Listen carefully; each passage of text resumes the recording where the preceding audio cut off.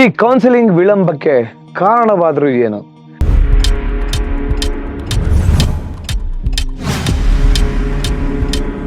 ನಮಸ್ಕಾರ ಸ್ನೇಹಿತರೆ, ನಾನು ಪಬ್ಲಿಕ್ ಟಾಕ್ ಕನ್ನಡ ಯೂಟ್ಯೂಬ್ ಚಾನಲಿಂದ ನಿಮ್ಮ ಪ್ರೀತಿಯ ಜವಳಿ ಕೊಟ್ರೇಶ್. ನಾನು ನಿಮಗೊಂದು ಮಾಹಿತಿನ ಹೊತ್ತು ತರ್ತಾ ಇದ್ದೀನಿ. ಇದೇನಪ್ಪ ಅಂದರೆ, ಈಗಾಗಲೇ CET ರಿಸಲ್ಟ್ ಬಂದಾಗಿದೆ. ಆದರೆ ಸೀಟುಗಳ ಹಂಚಿಕೆ ಯಾವಾಗುತ್ತೆ, ಇನ್ನು ಕೌನ್ಸಿಲಿಂಗ್ ಯಾಕೆ ವಿಳಂಬವಾಗ್ತಿದೆ ಅನ್ನೋದನ್ನು ನಾನು ಈ ವಿಡಿಯೋದಲ್ಲಿ ಹೇಳ್ಕೊತಾ ಹೋಗ್ತೀನಿ. ಅದಕ್ಕೂ ಮೊದಲು ಇದುವರೆಗೂ ಯಾರ್ಯಾರು ನನ್ನ ಪಬ್ಲಿಕ್ ಟಾಕ್ ಕನ್ನಡ ಯೂಟ್ಯೂಬ್ ಚಾನಲ್ನ ಸಬ್ಸ್ಕ್ರೈಬ್ ಮಾಡ್ಕೊಂಡಿಲ್ವೋ ಅವ್ರು ಈಗಲೇ ಹೋಗಿ ಸಬ್ಸ್ಕ್ರೈಬ್ ಮಾಡ್ಕೊಳ್ಳಿ. ಹಾಗೆ ಪಕ್ಕದಲ್ಲಿರೋ ಬೆಲ್ ಐಕನ್ ಒತ್ಬಿಡಿ, ನನ್ನೆಲ್ಲ ನೋಟಿಫಿಕೇಷನ್ಗಳು ನಿಮಗೆ ತಲುಪುತ್ತೆ ಅಂತ ಹೇಳ್ತಾ ಬನ್ನಿ ಈಗ ಡೈರೆಕ್ಟ್ ಮ್ಯಾಟ್ರಿಗೆ ಹೋಗೋಣ. ಏನಪ್ಪ ಅಂದರೆ, ರಾಜ್ಯದ ವೃತ್ತಿಪರ ಕೋರ್ಸ್ಗಳ ಆಕಾಂಕ್ಷಿಗಳು ಈ ಬಾರಿ ಮಿಶ್ರ ಹೆಜ್ಜೆಯ ಸನ್ನಿವೇಶ ಎದುರಾಗಿದೆ. ಕರ್ನಾಟಕ ಪರೀಕ್ಷಾ ಪ್ರಾಧಿಕಾರ ಪ್ರಕಟಿಸಿರುವ ಅಂಕಿಅಂಶಗಳ ಪ್ರಕಾರ ವೈದ್ಯಕೀಯ, ಇಂಜಿನಿಯರಿಂಗ್, ನರ್ಸಿಂಗ್ ಹಾಗೂ ಫಾರ್ಮಸಿ ಸೀಟುಗಳಲ್ಲಿ ಭಾರೀ ಏರಿಕೆಯಾಗಿದ್ದು ವಿದ್ಯಾರ್ಥಿಗಳಿಗೆ ಹೆಚ್ಚಿನ ಅವಕಾಶ ಲಭ್ಯವಾಗಿದೆ. ಆದರೆ ಮತ್ತೊಂದೆಡೆ ತಾಂತ್ರಿಕ ಕಾರಣಗಳಿಂದಾಗಿ CET ಕೌನ್ಸಿಲಿಂಗ್ ಪ್ರಕ್ರಿಯೆ ಮತ್ತಷ್ಟು ವಿಳಂಬವಾಗುವ ಸಾಧ್ಯತೆ ಇದೆ ಅಂತ ಹೇಳಲಾಗ್ತಿದೆ. ಸೀಟುಗಳಲ್ಲಿ ಭಾರೀ ಏರಿಕೆ ಏನಪ್ಪ ಅಂದರೆ, ನಮ್ಮ ರಾಜ್ಯದಲ್ಲಿ ಈ ಬಾರಿ ಸರ್ಕಾರಿ ಹಾಗೂ ಅನುದಾನಿತ ಕಾಲೇಜುಗಳಲ್ಲಿ ಸೀಟುಗಳ ಲಭ್ಯತೆ ಹೆಚ್ಚಳವಾಗಿರೋದ್ರಿಂದ ಗ್ರಾಮೀಣ ಹಾಗೂ ಮಧ್ಯಮ ವರ್ಗದ ವಿದ್ಯಾರ್ಥಿಗಳಿಗೆ ದೊಡ್ಡ ಪ್ರಮಾಣದಲ್ಲಿ ಪ್ರಯೋಜನವಾಗಲಿದೆ ಅಂತ ಹೇಳಲಾಗ್ತಿದೆ. 2024ರಲ್ಲಿ 65 ವೈದ್ಯಕೀಯ ಕಾಲೇಜುಗಳಿದ್ದು 9282 ಸೀಟುಗಳಿದ್ವು. ಆದರೆ 2025ರ ವೇಳೆಗೆ ಕಾಲೇಜುಗಳ ಸಂಖ್ಯೆ 66ಕ್ಕೆ ಏರಿದ್ದು ಒಟ್ಟು 10,559 ಸೀಟುಗಳು ಲಭ್ಯವಾಗಿವೆ. ಒಟ್ಟಾರೆಯಾಗಿ ಹೇಳಬೇಕಂದ್ರೆ 1,277 ಮೆಡಿಕಲ್ ಸೀಟುಗಳು ಹೆಚ್ಚಳವಾಗಿದೆ ಅಂತ ಹೇಳಲಾಗ್ತಿದೆ. ಒಟ್ಟು 85,020 ಸೀಟುಗಳು ಈಗಾಗಲೇ ಲಭ್ಯವಿವೆ. ಎಂಜಿನಿಯರಿಂಗ್ ಕಾಲೇಜುಗಳ ಸಂಖ್ಯೆ 216ರಿಂದ 228ಕ್ಕೆ ಏರಿಕೆಯಾಗಿದೆ.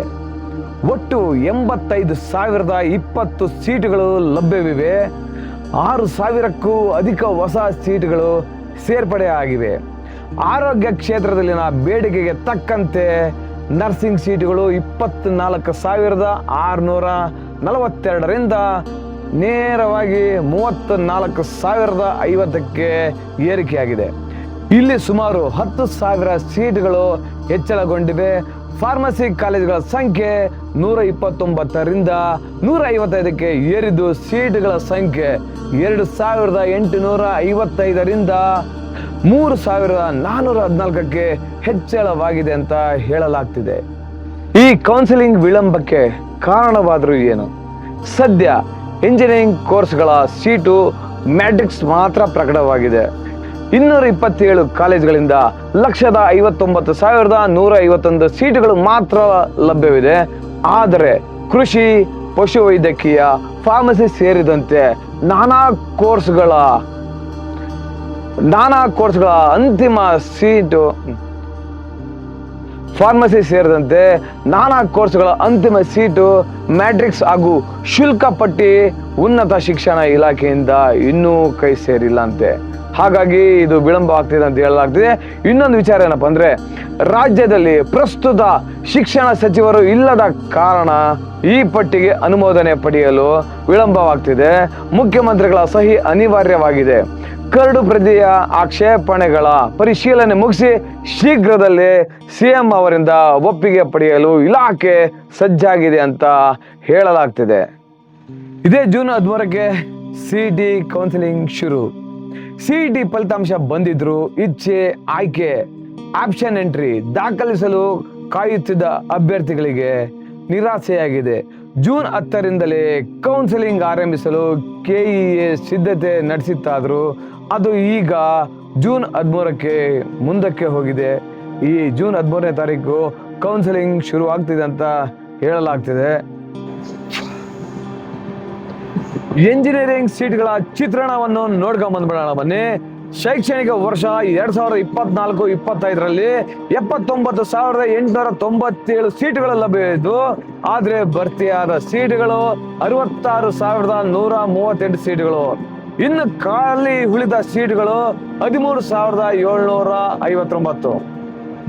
ಹಾಗೇನೆ 2025-26ರಲ್ಲಿ 85,020 ಸೀಟ್ಗಳು ಲಭ್ಯವಿದ್ವು. ಅದರಲ್ಲಿ 69,100 ಸೀಟ್ಗಳು ಮಾತ್ರ ಭರ್ತಿಯಾಗಿದ್ವು. ಇನ್ನು ಖಾಲಿ ಉಳಿದ ಸೀಟ್ಗಳು 15,920. ಕಳೆದ 2 ವರ್ಷಗಳಲ್ಲಿ ಹೆಚ್ಚುವರಿ ಸೀಟ್ಗಳು ಸಿಗ್ತಾ ಇದ್ದಾವು. ಆದರೆ ಸೀಟುಗಳು ಖಾಲಿ ಉಳಿಯುತ್ತಿರುವ ಆತಂಕವೂ ಇದೆ. ಕಳೆದ ಬಾರಿ ಮೆಕ್ಯಾನಿಕಲ್ ಸಿವಿಲ್ನಲ್ಲಿ 5,000 ಸೀಟುಗಳು ಖಾಲಿ ಉಳಿದಿದ್ವಂತೆ. ನೋಡಿ, ಈ ತರ ಒಂದು ಪರಿಸ್ಥಿತಿ ನಿರ್ಮಾಣವಾಗುತ್ತೆ ಅಂತ ಹೇಳಲಾಗ್ತಿದೆ. ಟಿ ಬರೆದು ರಿಸಲ್ಟ್ ಬಂದಿರತಕ್ಕಂಥ ಎಲ್ಲಾ ವಿದ್ಯಾರ್ಥಿಗಳಿಗೆ ಈ ಒಂದು ಕೌನ್ಸಿಲಿಂಗ್ ಅಲ್ಲಿ ನಿಮಗೆ ಒಳ್ಳೊಳ್ಳೆ ನೀವು ಏನ್ ಅನ್ಕೊಂಡಿರೋ ಆ ಒಂದು ಕೋರ್ಸ್ಗಳು ಸಿಗ್ಲಿ ಅಂತ ನಾನು ನಮ್ಮ ರಾಯರಲ್ಲಿ ಬೇಡ್ಕೊಂತ ಈ ವಿಡಿಯೋ ಇಷ್ಟ ಆದರೆ ದಯವಿಟ್ಟು ಶೇರ್ ಮಾಡಿ. ಜೈ ಕರ್ನಾಟಕ. ಧನ್ಯವಾದಗಳು.